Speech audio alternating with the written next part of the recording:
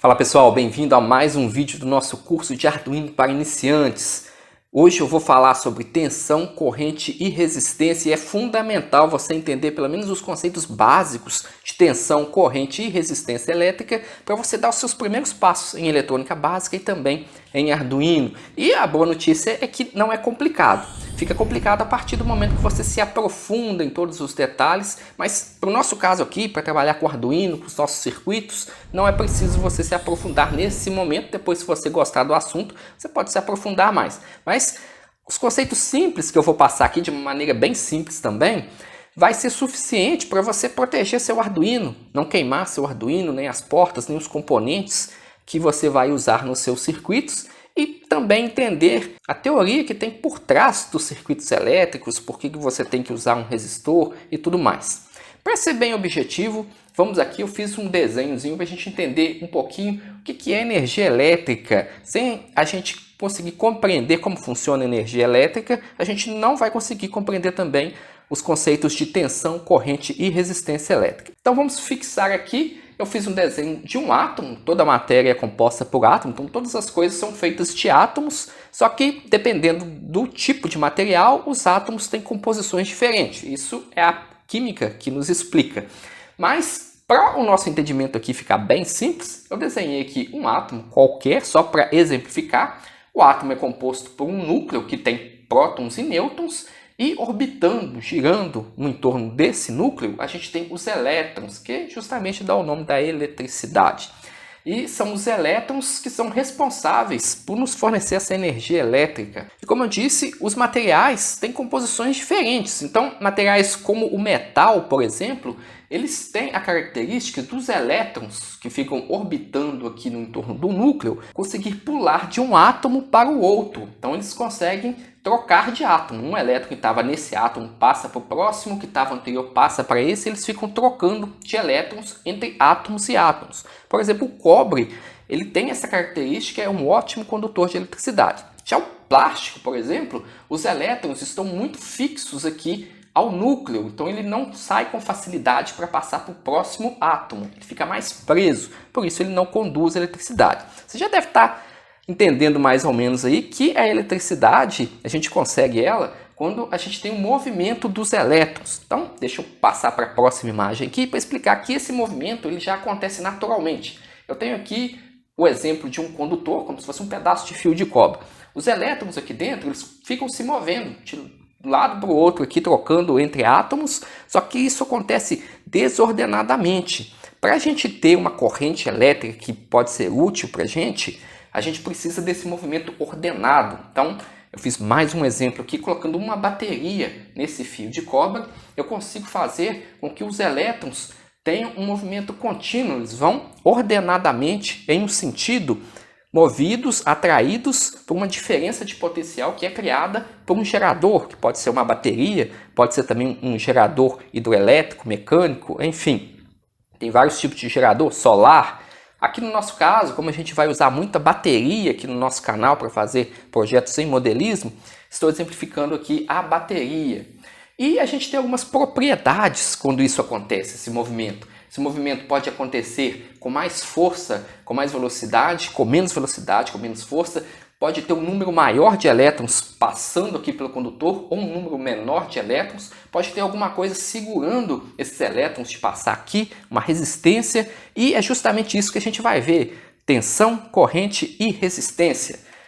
Aqui tem uma imagem que exemplifica bem isso. Eu tenho aqui o volt, que é a minha tensão. A tensão é medida em volts. Ela empurra os elétrons pelo condutor. Esse bonequinho aqui está representando os elétrons. Então eu tenho aqui a minha tensão, que é medida em volts, empurrando os elétrons, que é medida em ampere, a quantidade de elétrons que está passando no condutor. Em oposição a isso, eu tenho a resistência, que é esse carinha aqui em cima que está tentando segurar o elétron para ele que não passe pelo condutor. E tudo isso aqui está interligado, então a gente tem proporcionalidade entre tensão, corrente e resistência. Assim, a gente consegue fazer os nossos circuitos elétricos e é baseado nisso que tudo funciona nos nossos circuitos elétricos. E existe uma maneira simples de exemplificar isso também, de repente até aqui você ainda não conseguiu entender completamente. A gente usa sempre a água para poder exemplificar. E eu vou fazer aqui uma experiência básica, bem simples, para poder exemplificar como é que isso funciona. Tenho aqui uma garrafinha de água. Ela poderia ser, por exemplo, a minha bateria. E se eu apertar a minha garrafinha, não está saindo água nenhuma. Veja só apertando a minha garrafinha e nada de água sair. Essa força que eu estou fazendo aqui na minha garrafinha é a tensão. Então, a tensão é a força que empurra os elétrons por um condutor. A força que eu estou fazendo na garrafinha está tentando empurrar a água para ela sair em direção ao bico aqui da minha garrafinha. Só que como ela está tampada, ela tem uma resistência à passagem da água. Essa tampa é como se fosse o resistor.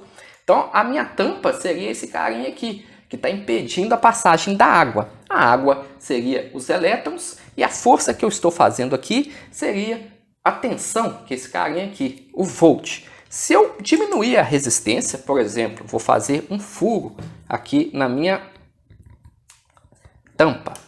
Fiz um furinho aqui na minha tampa, então eu afrouxei essa cordinha aqui. O que vai acontecer? Quando eu apertar, vai estar passando água, ou seja, eu diminuí a resistência, eu utilizei um material que é um bom condutor de eletricidade e quando eu aplico uma tensão, os elétrons passam. Mas se eu aumentar ainda mais esse buraco aqui, se eu diminuir ainda mais a resistência, vamos colocar agora aqui um buraco bem maior. O problema é a bagunça. Pronto. Agora eu fiz um buraco bem maior, diminui bem a resistência. Veja só que agora sai muita água, ou seja, eu deixo passar muitos elétrons. Esse é o conceito básico de eletricidade.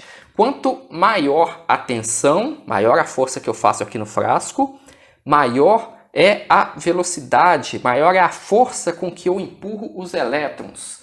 Quanto maior a resistência, veja que é o contrário, quanto maior a resistência, menor a quantidade de elétrons que passa. Quanto menor a resistência, maior a quantidade de elétrons que passa. Então, é bem simples de entender esse conceito, mas para ficar mais simples ainda, vamos entender isso na prática. Vamos aqui na bancada, vou mostrar para vocês como que a gente aplica isso na prática nos nossos circuitos elétricos. Bom, pessoal, estou aqui na bancada para mostrar um exemplozinho bem básico para a gente ver esses conceitos na prática. Então, vamos considerar aqui o LED, o meu componente, e o que a gente tem que saber? A gente viu agora os conceitos de tensão, corrente e resistência. Em cima desses conceitos, os fabricantes fazem todos os componentes com especificações. Então, você vai ter uma especificação de tensão e de corrente para usar com esse LED aqui. A gente tem que observar essas especificações para a gente não queimar o LED e também não danificar outros componentes do nosso circuito que também dependem de corrente e tensão adequadas para funcionar.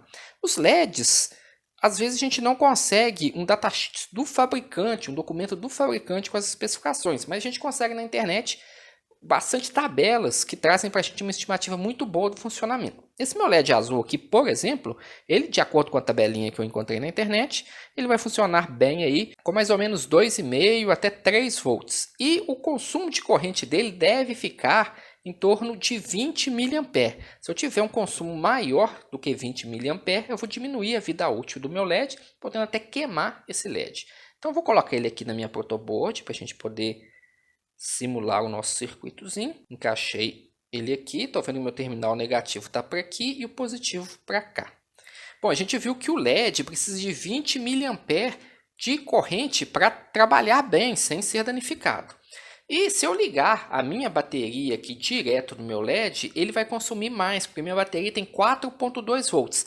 E eu vi que ele funciona bem ali de 2,5 a 3 volts. Como eu tenho uma tensão maior, eu disse que tudo ali é proporcional, tensão, corrente e resistência, eu vou acabar tendo uma corrente maior aqui atravessando os terminais do meu LED e isso vai danificar ele. Como é que eu faço então? Eu uso um resistor. Então vou usar da propriedade da resistência para poder diminuir o fluxo de elétrons que vai estar chegando até meu LED. Vou colocar um resistor aqui de 100 ohms. A gente tem uma fórmula para calcular isso. Então eu, na verdade, já calculei que esse resistor de 100 ohms é o ideal para trabalhar com este LED. Só que a gente vai ver na prática isso medindo com o multímetro para ver se isso está correto mesmo. Então vou ligar aqui no meu terminal positivo do LED, o meu positivo da bateria. E aqui está o meu negativo. Se eu ligar aqui junto com o meu resistor, vai acender meu LED. Só que agora eu vou ligar aqui meu multímetro, que eu quero medir a corrente que está atravessando o meu LED, se está dentro do aceitável para o LED, que é de 20 mA no máximo. Vamos colocar aqui, veja só, está ali por volta de 10 mA, ou seja, a metade do máximo que o LED suporta. Com isso, ele está acendendo bem e eu vou ter uma vida útil muito maior do meu LED. Eu posso colocar até 30 mA aqui no meu LED, ele vai acender muito forte, só que a vida útil dele diminui muito. Se aumentar muito essa corrente, ele praticamente queima instantaneamente ou em poucas horas ele vai queimar. O ideal para um circuito que vai ficar com o LED ligado muito tempo, que ele tem uma vida longa, é que você use realmente por volta de 10 mA para esse tipo de LED. E a gente só consegue isso utilizando o resistor adequado. Vou agora trocar de resistor, vou tirar esse de 100 ohms, veja só.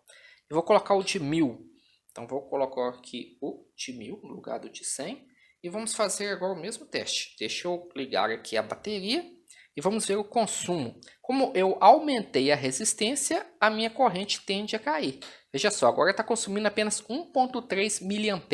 Um consumo muito baixo, porém também está acendendo mais fraco. Não sei se no vídeo está aparecendo mais fraco, mas pessoalmente que está bem mais fraco. Então, dependendo da aplicação, já não serviria para mim, porque tem um brilho muito fraco, não ficaria legal. Agora eu vou fazer uma coisa diferente. Eu vou ligar, tirar o resistor, vou ligar direto para a gente ver o consumo de corrente sem resistor. Vou ligar direto aqui no terminal, não é o recomendável, mas vamos ver. Olha só, 100 mA, 105 mA, meu LED está acendendo muito mais forte, só que você vai ver que ele não queimou. Só que ele não dura, ele não tem uma vida útil tão grande como aquela que o fabricante especificou. E se eu aumentar a tensão aqui, veja que aqui eu tenho apenas 4,2 volts. Eu acho que essa bateria está um pouco gasta, está com menos de 4,2, por isso ele está segurando bem. Mas se tivesse uma tensão maior aqui, ele já poderia até ter apagado ou queimado instantaneamente. E tem um outro problema, vamos dizer que o meu LED, ele até suporte aí 100 mA. Mas se a gente estiver trabalhando, por exemplo, com um Arduino, deixa eu pegar um Arduino só para exemplificar aqui. O fabricante do nosso ATmega 328, que está aqui no Arduino, especificou que no máximo 40 mA pode ser extraído de cada porta aqui. Normalmente a gente alimenta os LEDs pelas portas do nosso Arduino.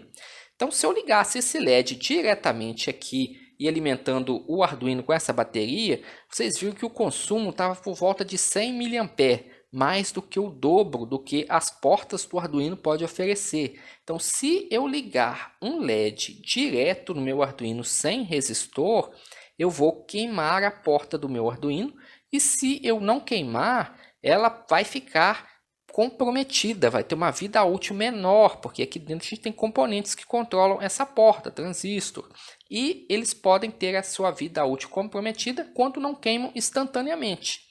E também há o aquecimento, que é o efeito Joule, né? Sempre que a gente tem uma resistência, a gente tem também o aquecimento, porque os elétrons ficam atritando, batendo entre outros elétrons e átomos dentro do condutor e acabam aquecendo também. Um sinal claro de que tem alguma coisa errada no circuito é quando ele está aquecendo além do que seria natural dele aquecer.